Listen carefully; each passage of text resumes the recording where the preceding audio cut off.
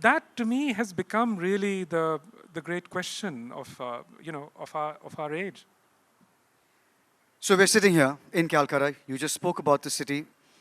And for a writer who evokes a sense of place better than most others I know, what does this place mean to you? Calcutta, well, I always think of Calcutta as, being one end. If my life is a compass, one end of it is planted in Calcutta. In my books, I keep returning to Calcutta. The whole Ibis trilogy, Calcutta is sort of central to it. Again, in this book, Calcutta plays a large part in it.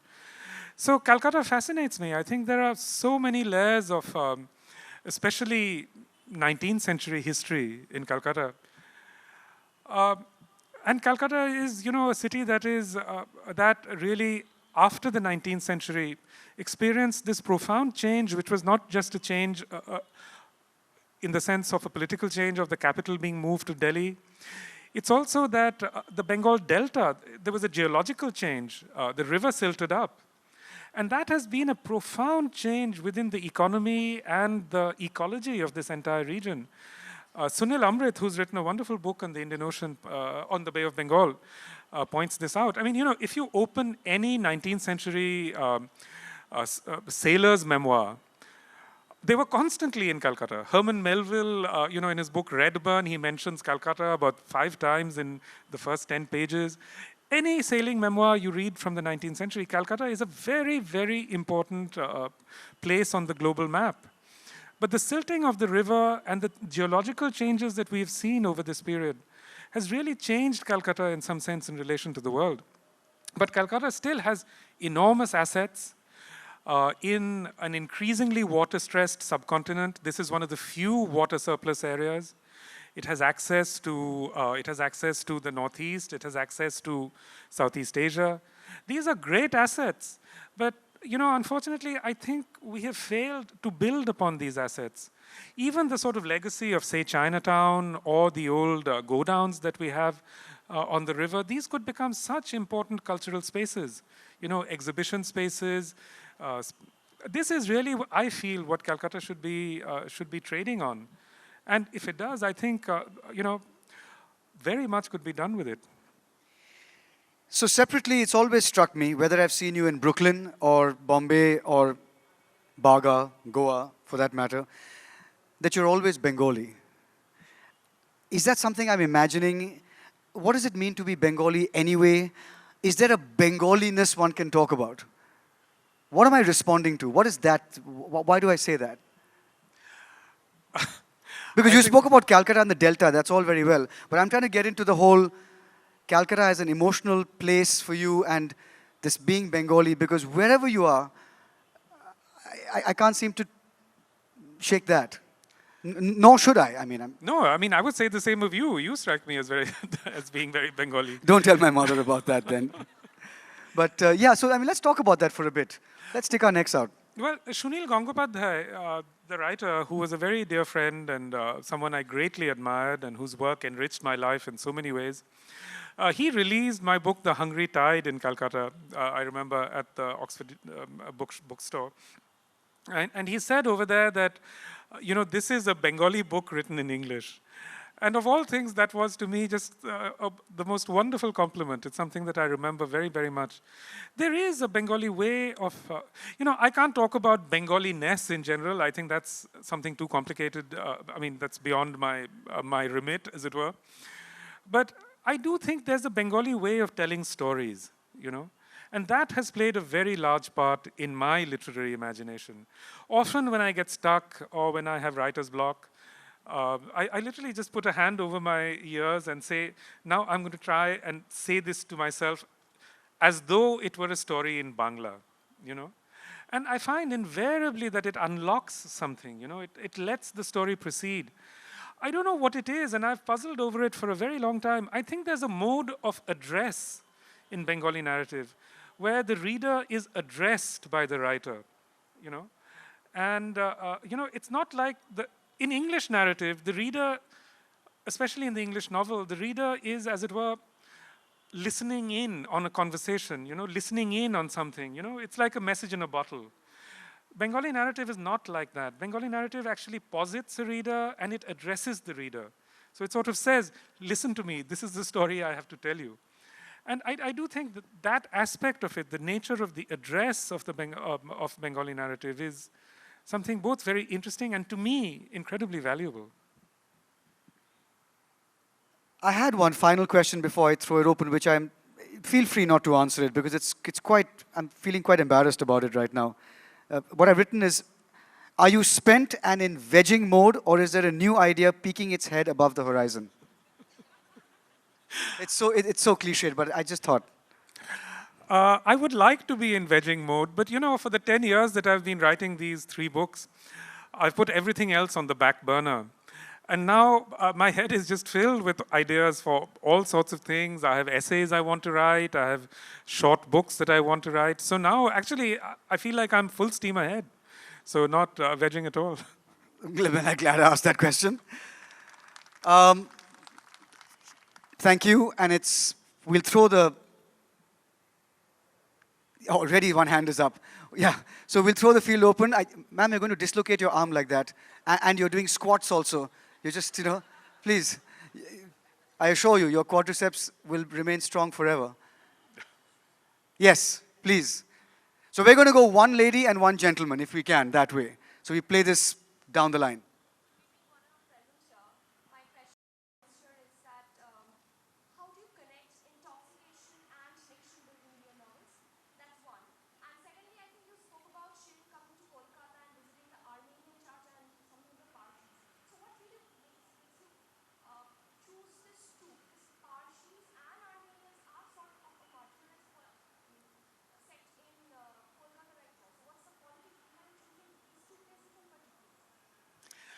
I wouldn't call it a politics.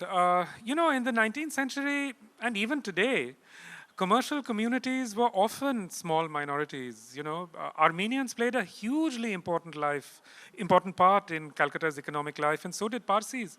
And that connection continued. Sir Henry Chater, I think was his name, was a major Armenian trader in Calcutta who actually left a lot of money to La Martiniere. He and Jamshedji Modi were the best of friends, and in Hong Kong, actually, they had their houses right next to each other. So, you know, often it happens that commercial communities develop very close relationships between themselves.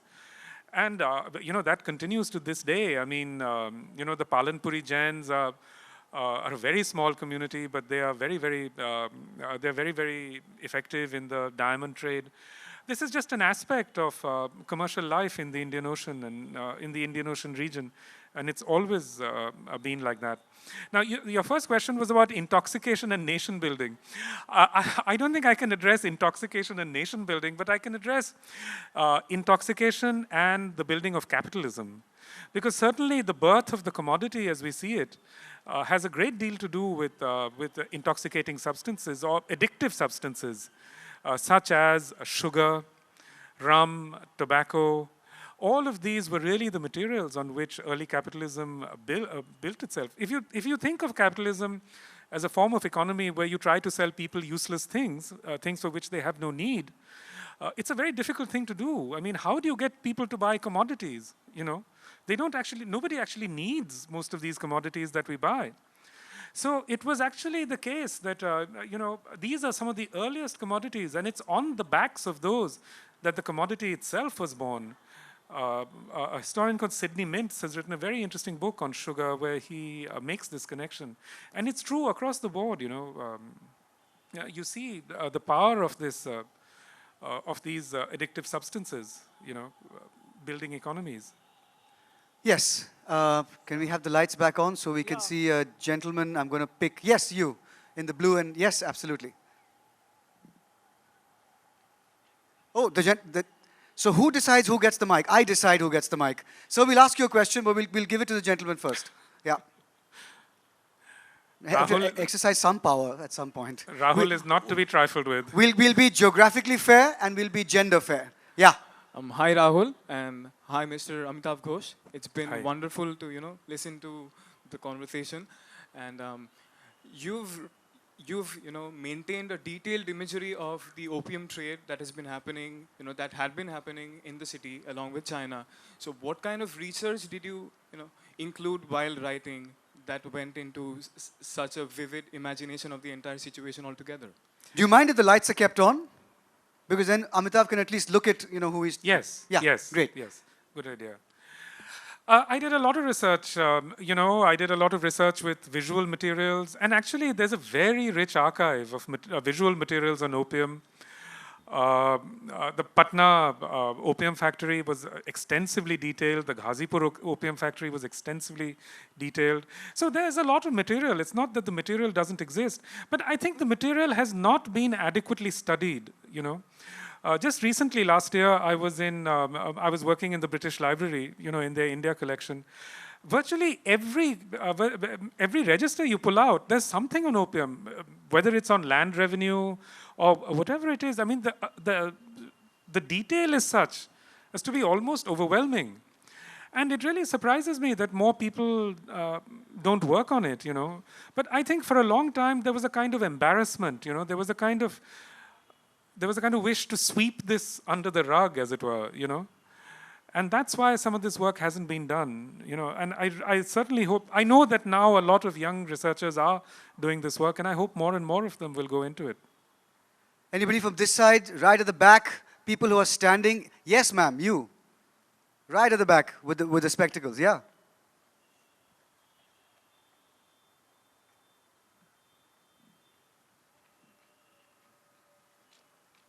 Okay, I just wanted to ask that when you started the trilogy, the first one was published in 2008, and you said that oil is the opium of today, and that you started the trilogy with the simmering anger against the Iraq war. That was the year of economic recession. There was a lot of promise that India and China held for the 21st century. Obama became the president. There was Yes, We Can. Indo-US nuclear deal debate was at its peak in India. So how do you see India and China today? Because without that, is there a part 3? How do you end your trilogy? When I started writing the trilogy, I knew virtually nothing about China. I had never been there. I never wanted to go.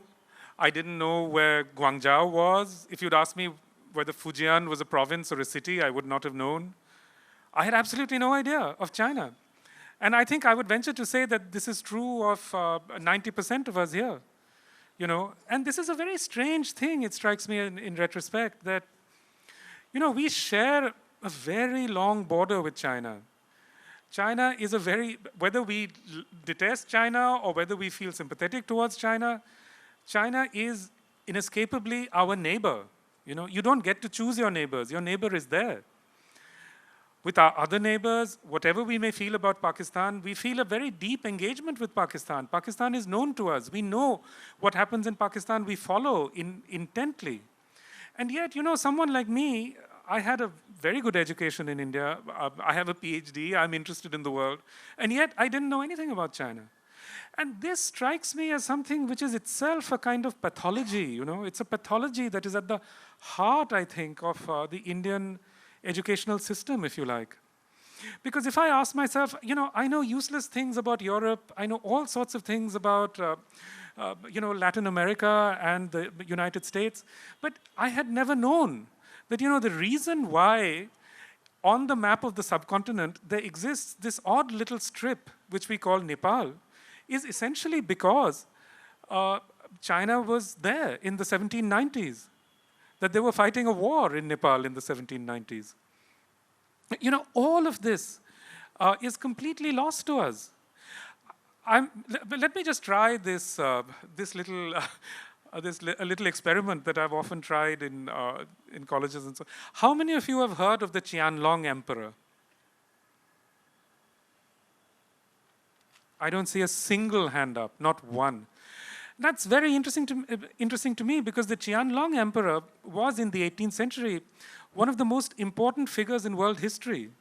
He was a man who created the first encyclopedia. He conquered essentially all the land that is now modern China, all the Western territories. It was he who brought China literally onto the borders of India. He wrote a book about India, you know. And yet, to us, he's completely unknown. You know, I studied history as an undergraduate. I knew about Shah Abbas, I knew about various European kings, I knew about Middle Eastern kings. But this man, who effectively has played a very vital role in forming modern Asia, was completely unknown to me. You know, so really, in a sense, that question that you've asked about India and China, I think it's a question that should be asked at a much more advanced level than the level that I'm at. To me, the question is, why is it that to us, China is this complete blank? Why is it that, you know, this country with which we share this immense border is to us really just an empty space on a map? How does that come about? What is the geology of knowledge, if you like, that produces this Himalaya of the mind, whereby we cannot see, you know, past, I mean, from where we sit here, China is what, 300 miles, you know? There's a direct flight from here to Kunming. It had never occurred to me to take it until about 3 years ago. I took my son, he was 17. We traveled around Yunnan, and it was one of the most wonderful holidays we've ever had. And, you know, why is it that there's this complete blank? It's something which is so mysterious, you know. I don't even know how to address, really, the question that you've asked in relation to these, you know, to what is, in the end, an epistemological question. Sir. Yeah, my name is Malcolm Munsif. This is a rather fundamental question, and I'd like a mature and wise response from you. So during the course of your interaction earlier, you have stated that a lot of the philanthropy, both in India and in the USA, have been funded out of profits made from the opium trade. Now, what would you say of a business model, of a business which has a business model funded, or which, on the basis of which you ruin people's lives? You do a lot of evil to the harm to the community, and the profits out of that you give to philanthropy. Now, what sense does this make? I'd like a mature response from you. No pressure at all. Look, I've been living with that question for years and years now. And I must say that at the end of it, I feel kind of defeated by it. You know, the problem, as I say, is just that it's a question of scale. If you take these profits, or if you take, say, the profits from the slave trade, you know, out of the modern world, essentially you don't have anything. You know, I mean, London, half of it is built on these profits. New York, half of it is built on these profits. Calcutta, Bombay, all of these, Singapore was founded as an opium trading port. Hong Kong was founded as an opium trading port. What are we going to say? The immensity of it is such that for us to summon a response of anger or indignation, that becomes, in some sense, immature, if you like.